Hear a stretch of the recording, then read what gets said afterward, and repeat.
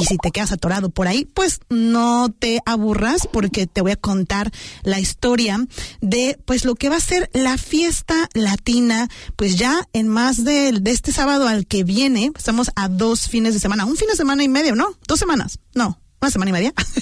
Bueno, no sé, por ahí va a ser el próximo sábado, no este sábado el que viene.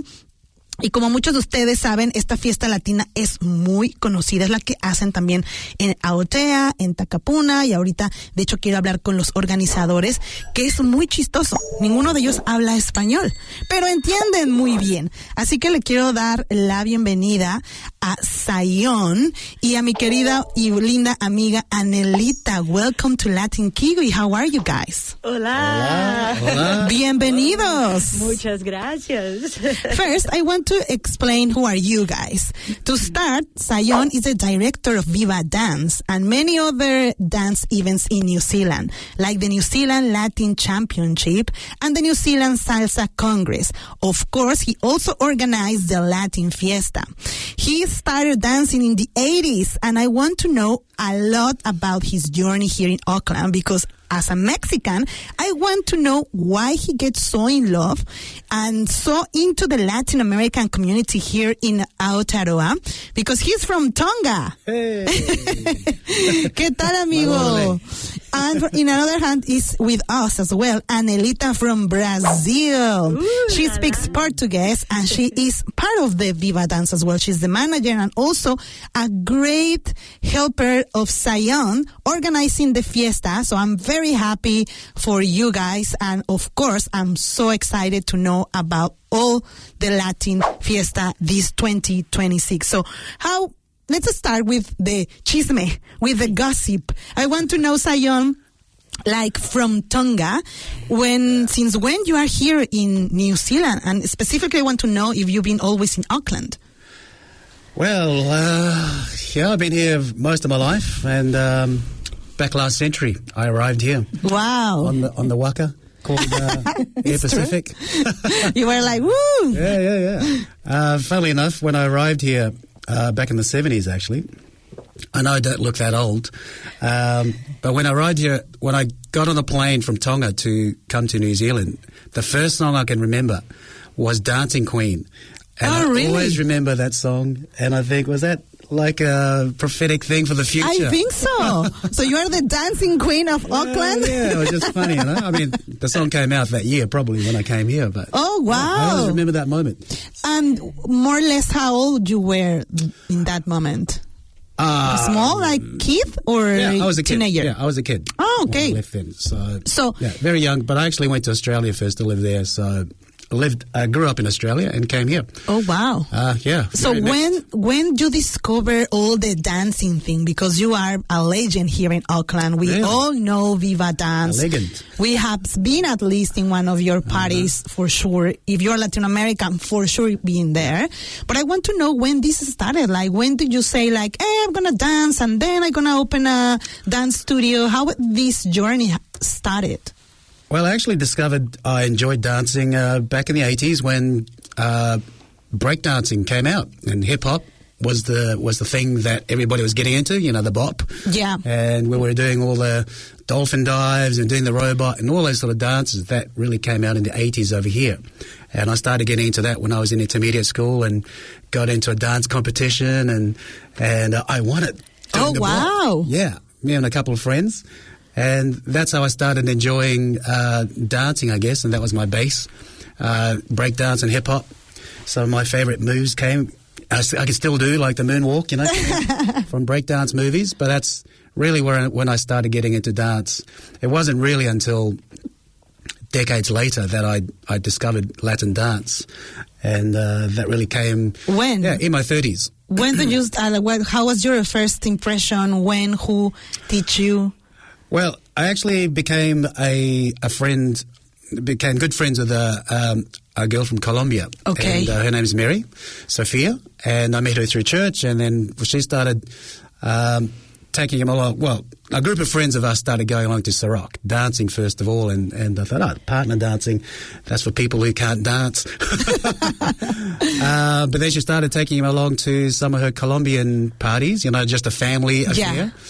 And that's when I started getting used to the music, and I didn't really like salsa at that stage there. I couldn't really understand the rhythms or anything.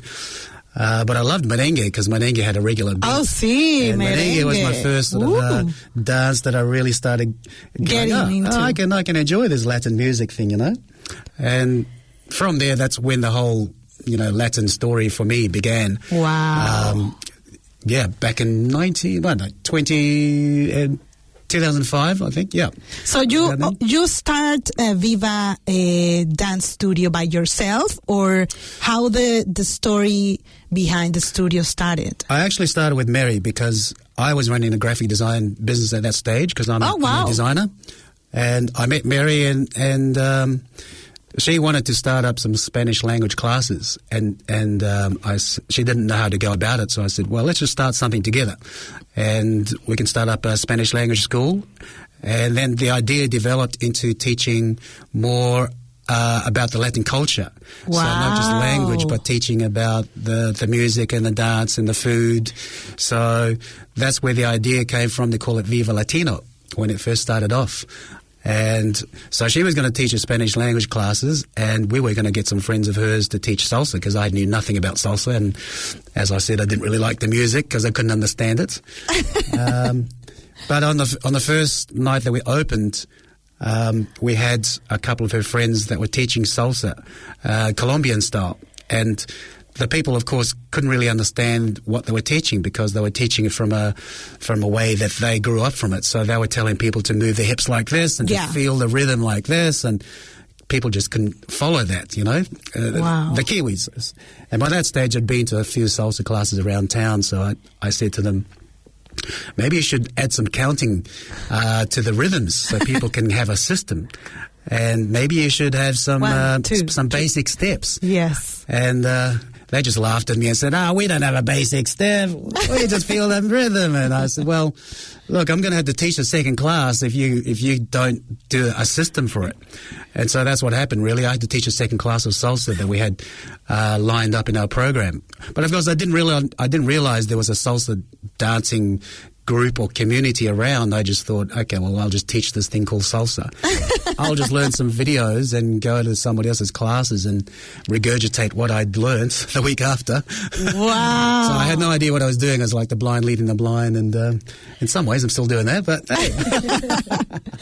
Oh my gosh. So you started like with a very different vision of Viva Dance, and then everything started to take their own life, Sometimes that happens with businesses. Exactly, yeah. You start with an idea, but the business have another idea, and suddenly you are working for the business. Yeah, there was no plan for me to be a dance teacher or for me to run a dance studio. The plan was for Mary to run a Spanish language and the cultural things, and for me just to be a silent sort of a partner in the business. But as it turned out, I needed to just do something. You have to add the dance if you want to teach any other Latin American language. So I learned pretty quickly how to do the basic steps and count the rhythm, but for 6 months or so, as I was going out to some clubs and asking people for dances, I got turned down for dances because people realized this guy's teaching salsa, but he doesn't know how to dance it. Wow. So I was kind of faking it. But it actually gave me a good perspective on people learning salsa for the very first time, because I can understand what it's like for them to be nervous and to not understand the rhythms or have the basic steps or anything. Just to be turned down for dancing, for social dancing. Is a big fear for a lot of people. So it actually gave me a good perspective from a beginner's point of view. So I love teaching beginners in my salsa classes because I can understand where they are and see the journey. Yes. And a lot of those beginners that I taught are now running their own schools, and a lot of them are a lot better than me now and winning competitions and all that sort of stuff. So it's a really fulfilling. Wow. How long you been running Viva Dance? 20 years now. 20 years. 20 oh my years. gosh. And can you tell the people how other classes you have there? Could you tell us more or less, if we want to probably go to your studio, what options we have? A part of salsa, of course. Well, Viva Latino has now become Viva Dance because it's expanded beyond Latin dance. So I wanted to open it up to more dance styles. We run hip-hop classes. We run belly dance. We run Samba, classes, bachata Afro, classes, of course, Afro, commercial, rios, reggaeton. Yeah, we run a lot of different Capoeira. dance styles. Capoeira as well. Portuguese. Yeah. Oh, really? Language classes. So Anelita classes. is there teaching Portuguese. Oh, that's awesome. I didn't know language that. classes. That's good to know. So you also can have a approach to the language, for example, and Yes. have some classes. Inside Spanish the classes or Viva just Dance, Portuguese? We have Viva Language as well. Awesome. That's a great idea. So when you guys started this amazing studio, and of course, I'm pretty sure you have been experienced the ups and downs here in the city. I was telling you before starting the interview, like I cannot imagine for you like starting a dance studio with all these Latin rhythms, like back in the day. How many people react to this? And as you say, no, so many probably don't too much, then they get it. But during these 20 years, how have you been like keeping this magic alive? Because being in a city where COVID hits and everything was closed, for example, what happened? Because it's like dancing is touching. Dancing is getting close to each other. What happened during COVID, for example? Well, COVID was hard for everybody, but particularly so if you have a business like Viva Dance, where, as you say, there's a lot of social contact, and it is one of the beauties of dancing is that you have this human connection, you know, not just physically but up close, and it's a community. So that was very hard for everybody, but we kept it going. Of course, we did the online thing, but yeah. Through 20 years, you get through a lot of challenges and getting accepted by various people. I mean, at the beginning, it was getting accepted by other dancers, right? Okay, claro. Like, who is this guy who's just starting up salsa dance classes? He doesn't have a clue about how to dance. So that was that period. And then as I was starting to create events, like parties and things like this, I was starting to feel a little bit of, I guess, pushback or just the suspicion from the Latin community themselves about who was this non-Latino, taking advantage of our culture and all that sort of stuff. Oh, wow. Well, you know, I'm a jealousy in the Latin. For whatever reason, I'm suspicious about, We love drama. We love, like, who are you? We don't dance like this. We do that, blah, blah, blah. Because it's another thing. Like, You don't speak Spanish. You don't speak Spanish. No, but you know what? And I think this is a great opportunity to explain. Like, there's a very different probably styles when you go to a studio to dance, specifically any rhythm, you know. I can't even say any rhythm, not just the Latin American rhythms. And then it's a style you learn from your home, that it can be similar to what happened with restaurants, for example. We had a restaurant before, we were talking about that. This is what I met Anelita at Besos, and it's the same. Like, you do the cooking thing very different that what you do in your home, right? Sometimes people, it's a line in between where you say like, this is not how my mom do the mole. In my home, we do it like this. Yes, I know. And the same thing happened with the dancing. Like, we don't dance like this. You do dance very studio. So could you explain us, like, is my perspective right? Like, when you see people who learn salsa, for example, or bachata from a studio dance, any studio dance, it's quite different to the bachata we probably dance at our streets or where our moms. Yeah. So just to explain the people, like, of course it's going to be a different thing. Well, there's I see the dance, or the Latin dance, as something that's become very worldwide, right? So it's beyond the South America countries now that practice or dance Latin America. It's here in New Zealand, and even in small towns, like, you know, from the top of the North Island down to Invercargill, they're dancing salsa. And how they get into salsa is, there's lots of different ways. Lots of people just go to clubs and pick up the moves. They watch videos and they go, I want to dance like that. So they teach themselves. But I run a dance studio for people who want to learn systematically. They want to learn the timing, and they want to learn the steps, and they want to learn technique and all those sort of things. So there's a group of people that want to do that way. But they all add to the same mix of the community. And I see that's the beauty of it, is that it's such a such an open activity. Yeah. That is accessible. It's not something that just professionals can do, and people can dance in their homes, and people can take it to competitions, and lots of people travel the world just teaching salsa or bachata or all of this. It's become a career for them.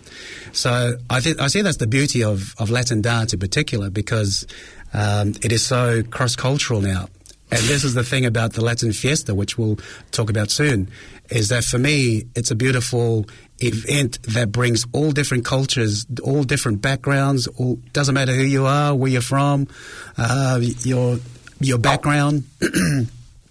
Dance is the language. Music is the language. Dance is the thing that connects us. And we say at Viva Dance, it's dance for everybody. Yeah. Dance for everybody. See, but everybody. Everybody. Yeah. Okay, got it. You can be like a child. See, you're right. Yeah. So it's why it's so. It's a beautiful. I love it. Yeah. I love it. So this is what I also want to connect. Exactly this story behind you. That's why I wanted to know, who are you, where are you from, how you connect with the Latino community, why you start this studio. And now that you mentioned, this is going to be the 11th year with the Latin Fiesta. So it's quite a long time. And I've been myself doing also events, smaller, not than you, but even with the smaller events, it's a big deal. So first, I want to know when that started, like the first year, like who approached to you, it was an idea you have, how the Latin Fiesta started and born. Yeah. Well, it started off as part of the Auckland Council's summer series. So back then, as it is now, they had a summer series where they had different activities on different weekends, just over the summer period. And one weekend, they had a Salsa Under the Stars weekend. Oh, and so they just wanted to run something salsa. I think the weekend after they had something like tango or jazz or tango. Yes, or I remember. Yeah. And so they approached me somehow. They must have found me by somebody telling them that there's Viva Dance down the road. And they asked me if I could just bring some people there to run a party. And it was just a one-night event. So they had a stage, and so, I think I did a fun salsa class or something like that, and we had some performers. Some of my students went to perform, and I organised the band, and that's how it started off. And so many people turned up to that. It was their biggest weekend for that series. So they said, that was great. Let's do it again next year. So the year after, we did. And then bigger and better. Just sort of grow. And I asked them at the time, can we run it a bit longer? Can I do this and do that? So I pretty much thought, well, this could grow into something bigger than, just a one-night party. So I said, can we do like something in the afternoon, and I can organise some food trucks that are more Latin-based. Of course. And so I grew from there, and then, the year after it sort of grew again, and then it became a day-long festival. And then after that, we started talking about, can we do like a 3-day festival? It's amazing. So each time I kept pushing along, and they said, okay, we'll do a 3-day festival. And then the year after that, I said, can we take up the square? Because we just had one stage. And they said, do you think you can fill the square? I said, sure. Can we have 2 stages? Wow. I said, okay, we'll try 2 stages. So, the first year we had 2 stages, and 3 days it was full. And so they said, okay, well, let's put some more on. And so that's how it pretty much grew from there. But each year, I try and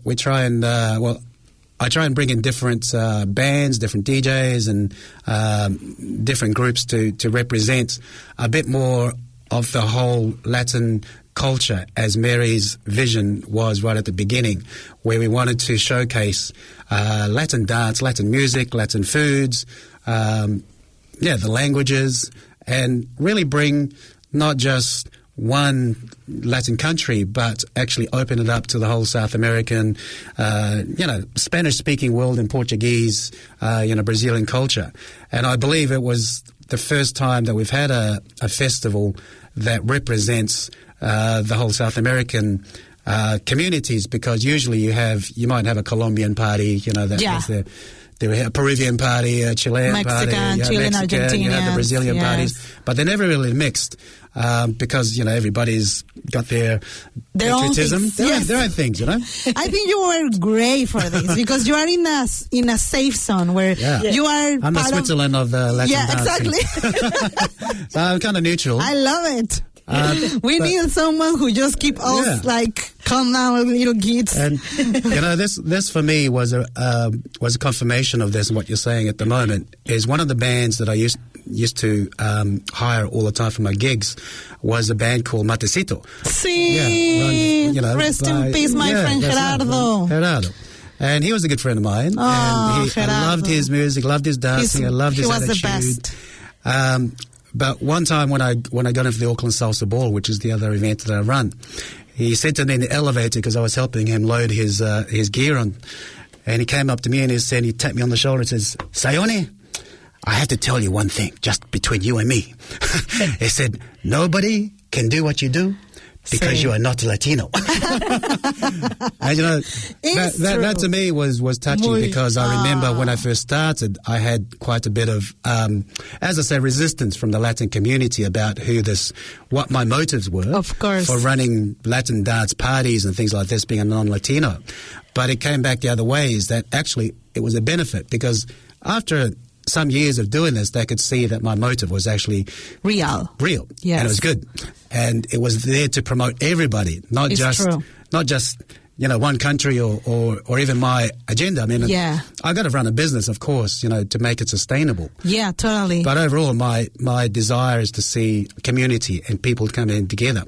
So the bigger the party, the more people can come along and enjoy it. And I think it's one of the best kept secrets of Auckland and New Zealand is Latin parties, Latin culture, Latin music, because in this, I mean, if you don't know anybody in Gisborne, for example, or New Plymouth, or you know, up in Whangarei, if you don't know anybody, go to a Latin party, go to a salsa party. Oh, for sure. Instant friends, because friends, for even sure. if you don't know them, it's not like going to nightclub. You turn up a nightclub, you say hello to the person next to you, they'll look at you strange, like, what do you want? Right?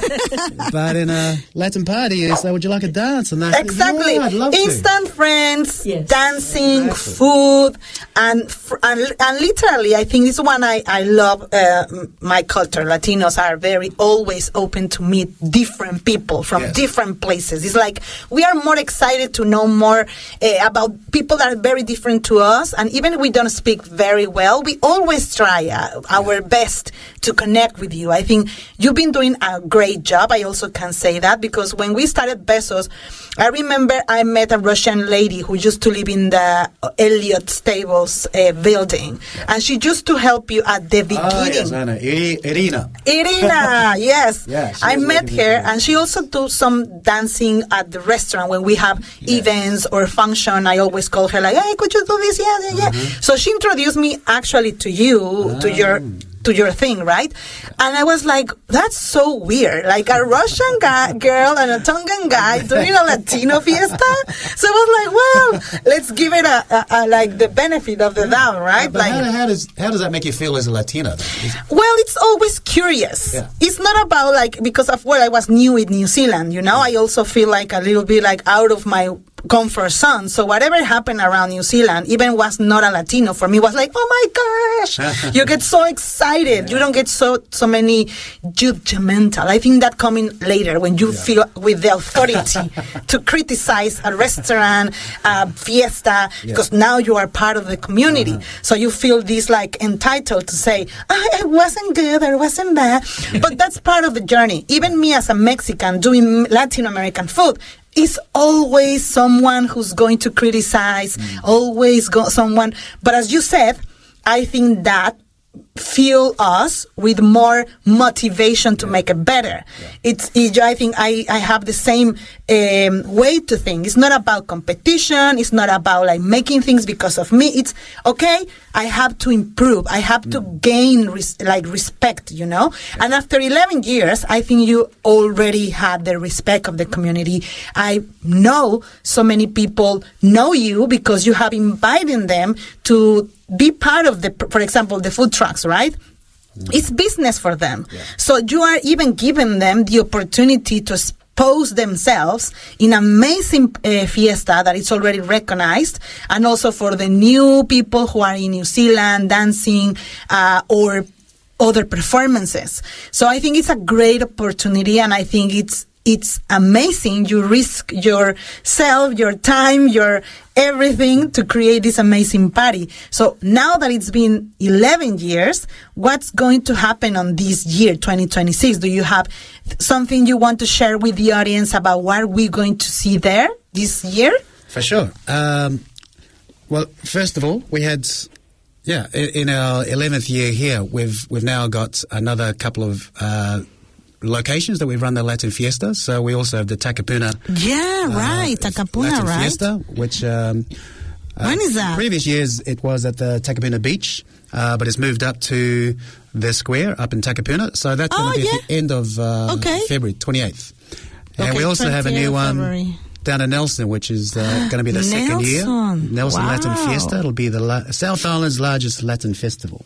Wow. Why Nelson? When did it happen? Long story, but Nelson, I have a lot of dance friends down there as well. And when is going to be this fiesta? Valentine's Day, February the 14th. Love it. Latin lovers. Come on down. Love it. Yeah, great. Yeah. So if you're in the, in the area, or just travel up, even in Queenstown, come up. Because it's a great weekend for romance and dancing. Exactly. But here in Auckland, it's the largest event with 3 days. And this is actually going to kick off the whole summer series for Auckland Live. So we've got our first weekend is the opening for the Auckland Live Summer in the Square series, which goes on for a month, and each weekend they've got a different activation. I believe they've got 12 different activations or events happening over that period from February when we start, the 22nd. We're going to be starting off on the Friday afternoon. So there'll be food trucks opening at 2 o'clock coming along. Okay. So people can just come along there from work, come in and enjoy one of the very many food trucks we had this year. If you miss your what sort of foods there? Mexican foods, Chilean, Korean, empanadas, Brazilian barbecue, Peruvian, real fruit ice cream, empanadas, es riquísimo, y guacamole. Hey, bravo! Speaking of which, we even have a guacamole challenge this year. We have New Zealand's best guacamole recipe. So we have a bit of a competition going on between the food stall holders that represent different countries that use avocado as part of their recipes. Fantastic. So we're actually opening it up to the stall holders there to come up with their best guacamole or dip, using avocado, and New Zealand avocado will be there to give out some free avocado and guacamole to everybody. That's the so goal. the general public can come along and enjoy some free guacamole for the weekends. They'll be there. This will be on Saturday afternoon. Saturday afternoon. We're gonna Saturday. And this time we have the New Zealand avocado. Yeah, they'll be there supporting too. the guacamole competition. That's amazing. And 7 Sharp will be there as well, videoing or filming this prestigious event, the very first event course. in New Zealand, which is kicking off at the fiesta. Friday's full of we've got classes in salsa, we've got samba dancers, we've got samba maracana, for example, so we've got Brazilian drummers over there, we've got Havana Groove Latin band in the evenings, we've got a DJ stage as well, so DJ JC will be featuring in the other booth there, along with King Salsa, DJ Chiwi, Chino. There's a lot of DJs, Latin DJs, who will be coming on to play down at the DJ stage. So if reggaeton's your tunes, or salsa, bachata, cumbia, merengue, they're going to be playing everything. So and we have the traditional group. Oh yes. Yeah. We also have the weekend as well the traditional groups as well, which is I think we have a group from Chile, Colombia. Tierra Viva. Claro, of course. Sí. All these traditional dancing, folklore. I love it. And we have other performances as well from some of the student teams from Viva and other schools around Auckland. So they'll be performing different styles like samba, reggaeton, salsa. Wow! Oh my goodness! A group of Brazilian kids. Oh, that's amazing. It's a band, you know. Really? What's the name of these Brazilian kids? Brains. Brazilians in New Zealand. Oh, I love it. Super cute. And what, do you know what time? Where we can see all this information, by the way, for the people who maybe wants to see exactly when it's the performance, we all can see the schedule or... Yeah, so the schedule will be up, by tomorrow. Okay. Well, We can either share today or that. tomorrow, so that'll be on the latinfiesta.co.nz website. Oh, fantastic. Or it will be on the Facebook event as well. So just look for Auckland Latin Fiesta. And our Instagram, the same, Latin And Fiesta. Instagram. Latin Fiesta. Yeah, so the Follow schedule will be that. posted up. And Saturday's the big day. We've got a day full of workshops again in bachata and salsa shows. We've got French Sedaka Latin band from Tauranga coming along. We've got Cantata Latin band coming from Rotorua, Wow. Auckland. So we're bringing in the big guns. Acústica Latina. Acústica Latina. Yep, we've got AK Samba with Samba Passion with the Samba Parade happening. Unidos de Aotearoa, like a escola de samba, you know. Oh, fun. I'm shocked. I'm shocked. I didn't know it's so much Latino things going on. Yeah, all weekend.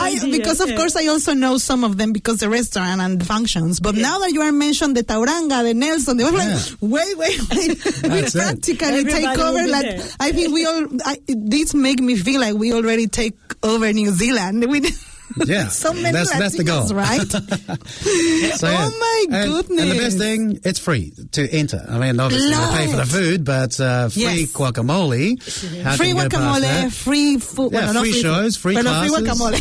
But free classes. free parties. Look, Free friends. there's- To 11. Yeah, till 11 p.m. on Friday and Saturday. 11 p.m. Yeah, we go- Fantastic. Just go Like local. Latin Americans. That was the love. latest we could get it, being Auckland City, right in the middle of it. So, yeah, So we're partying right into the Let's middle. repeat where is the Latin Fiesta? So could you just tell us? Yeah, so it starts next Friday, which Okay. is the 30th of January. Yes. And on Friday Yes. afternoon. So the program kicks in from 2 o'clock and... Finishes on the Sunday the 1st? Finishes on Sunday, the 1st of February. Who is going to close and at what time? So we're going to be closing off with Trio Santa Morena, which With is Brazilian forró. Ooh. So we actually started with Brazilian samba, Yes. and we're going to finish off with Brazilian forró. So Friday and Saturday we finish 11 p.m. and Sunday we finish 6 p.m. 6 p.m. Okay. Just come for the whole weekend, basically. Just Yeah. park yourself Yeah. down in the middle of downtown Auckland and just come every day because the Something food's is there. going on all the time. Yeah, that's it. You won't need to go anywhere. So if you're outside of Auckland, just come up here and just stay inside. I think it's one of the most successful festivals that I have seen. Like, of course, a part of the Chinese and the Diwali, that it's huge because the numbers of the communities. Wow, super big, Super being like big. a small, Being like a small- being well, one big- of the smallest communities in New Zealand. We always say that we are smallest, but we are very loudest. Exactly. we are not too many of Latinos around, but you will get it. You will know where Latinos Exactly. are around, or where the festivals or where the fiestas are. So if you are here in Tamaki Makaurau, Auckland, this is an amazing event. It's like flying to Latin America without leaving New Zealand. But again, thank you very much, guys. And aquí los vemos el próximo miércoles a las 4:25. Vayan a la fiesta latina, Auckland Latin Fiesta 2026, el 30 de enero hasta el 1 de febrero. Les dejamos toda la información también aquí en mis redes sociales para que sepan todo. Vayan directamente con ellos. Y de todos modos, en Latin Kiwi yo voy a compartir más información durante la semana para que no se les olvide. Thank you very much, Sayon and Anelita, for coming, and see you next time Muchas to all the gracias. people Obrigado. Muito obrigada. that is listening here, probably in the traffic. Ciao. Beijos, tchau. Muchas gracias. Besitos.